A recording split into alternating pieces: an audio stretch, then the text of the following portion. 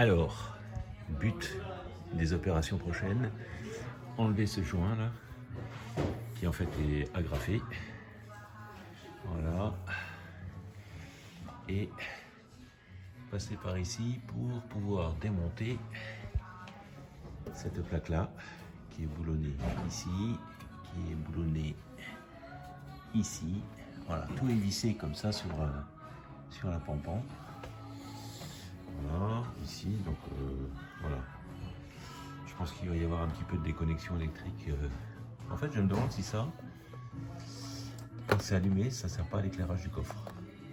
Voilà, je pense que c'est une petite astuce, c'est très bon rare ça, comme astuce. Bon, ici, vous avez vu, et là, donc pareil, on va enlever ce joint là, et puis ben, on verra pour la suite.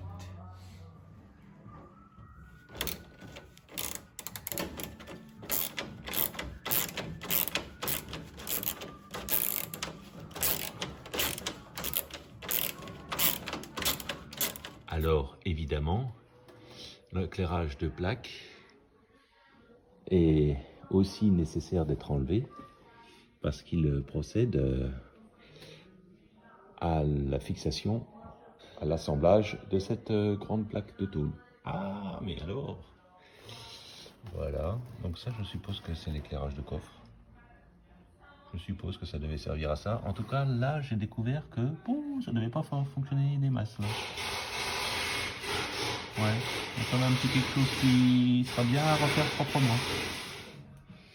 Bon, après avoir déposé les 6 vis, plus... Alors là, j'étais pas obligé de le faire. Je crois que je vais la remonter parce qu'en fait, c'était pas nécessaire de la démonter à mon avis. Enfin bon, ça mange pas de pain. L'éclairage de plaque qui maintient. Après, j'en ai un peu bavé à cause des joints. Mais voilà, ça y est. On a encore démonté ça et finalement j'hésitais à le faire, mais quand on voit ici et ici, on se dit que un petit peu de traitement de tout ça ne sera pas inutile. Alors certains pètent un câble, moi je vais être obligé de péter ce joint.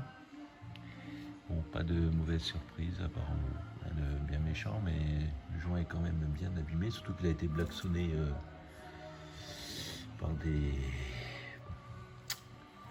des artistes encore une fois, mais par contre je vais être obligé de le couper là, parce que je veux pas aller trop loin quand même dans le démontage.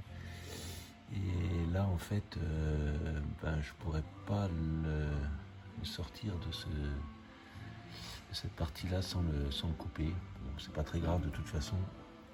On va faire ça propre et puis les agrafes, ma foi, c'est pas bien grave non plus. Je le collerai en amenant des produits quand même qui permettent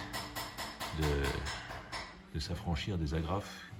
C'est quand même des nids à rouille, mais heureusement, ça se passe pas trop mal. Salut Trévi.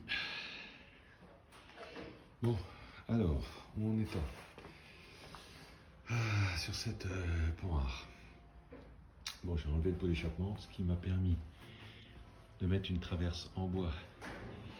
Alors rassurez-vous, il n'y a pas que ces chandelles-là. Hein. J'en entends déjà qui râlent. Oh, ça va se casser la gueule. Mais non, ne vous inquiétez pas.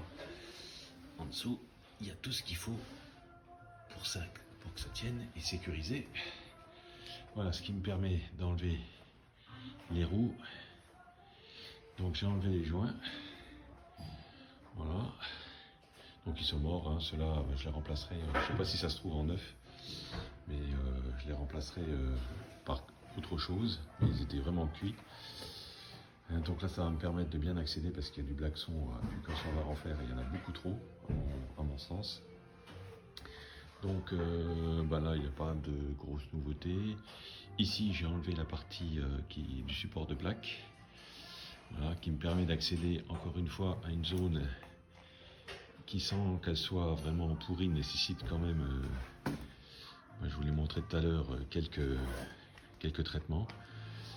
La plus grosse difficulté, c'est d'enlever la colle qui a été mise lors du montage initial, parce qu'elle est bien sèche, et en fait, c'est ça qui est peut-être le plus difficile. Voilà, donc Donc il a bien sûr fallu enlever le pot d'échappement, donc ce qui a nécessité un peu de démontage encore une fois. Et voilà, voilà où on en est.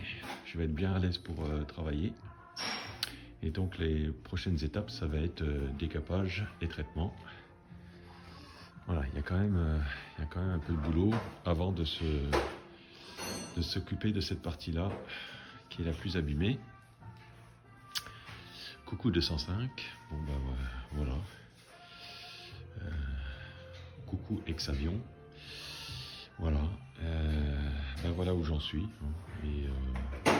Et ben la prochaine étape, c'est la gratouille. À plus.